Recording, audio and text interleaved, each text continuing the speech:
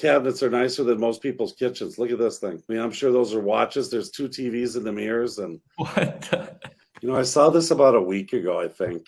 I was like, wow, unbelievable, up in Detroit Lakes. I look at that and 11 million in Detroit Lakes. There's not a lot of buy people. a whole resort and the town for that, but yeah, exactly. There is a town in Colorado for $4 million that you can have. It's on 360 acres. But Chris, one of the things I was going to say, and I'll let you get into this a little bit, but you remember there was a few years ago, there were some of these guys and gals that go up and they overinvest into an area.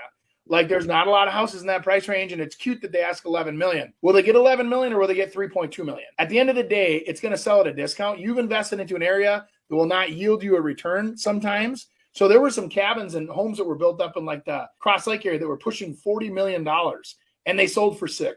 Complete write-offs. Most of those sellers, and this is a weird trend, they would donate those houses to charity because a tax write-off exceeded the amount of money that they could receive. And so they donate it to the Boy Scouts or to the whatever. And these groups would inherit these houses and go, we can't afford to keep this thing running. It's too expensive.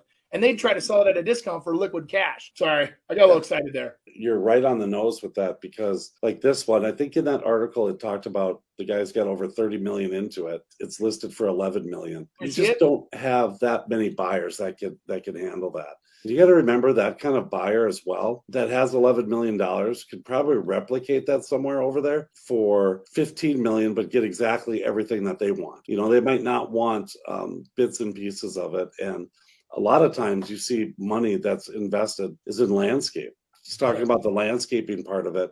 Yep. I mean, even if you look at this, I mean, the upkeep that it takes to be able to make these places look good and stay good, and not, if you leave that thing alone for 6 months, you've lost it. You have to really kind of stay on it. And if you look at this, I mean, sure, it's $11 million and you got $20 million off, but you're probably going to spend $100,000 a year just maintaining it. But Chris, where do you see? I don't see $30 million there. I mean, it's beautiful. I mean, unless it's solid gold toilets or something, I don't know how the hell they got the 30 million. Yeah. I think you look inside. I mean, some of those. That's why I keep asking to keep going on the photos. Just the closet.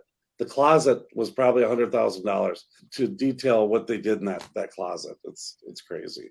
Well, and the point of this isn't really, is it worth it or not? That's not, I don't think, the argument here, but it's more of someone, flexed and put up the biggest house, the house they wanted, the way they wanted it, spent the money they wanted to spend, and God bless them. That's America, man. Yep. And just understand that sometimes we don't all make great decisions, and that decision was made. And like you said, Chris, to buy that, to maintain it, it's a commitment. Even at 11 million, it's a commitment just to think about the taxes. Yeah. So if they're assessing it, they're probably paying what, $200,000-300,000 a year in taxes.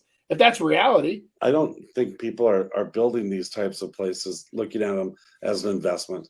You just don't, because it's what you want. I'll tell you what, they probably make more money bringing their clientele there than they'd ever do on the house, because their clientele is like, oh my gosh, look at these people. I mean, this is ungodly. He could do this for me, or their company must be really good. So I think there's a lot more. Look up who owned it? Did you look up who owned it, Nick? Ace Brandt.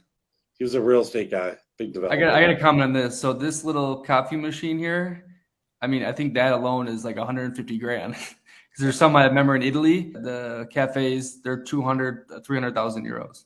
And therein lies the 30 million. It's in all those other little things that you do. I mean, it's what you put in that space. Does that outside shell look like it? No, but it's what you put inside of it. I'm just curious if they put that in the disclosure, a $100,000 coffee maker. I'm sure that people buying that understand what things cost at that level. No, it looks like an amazing property. I'd love to tour that. They could probably, do better off.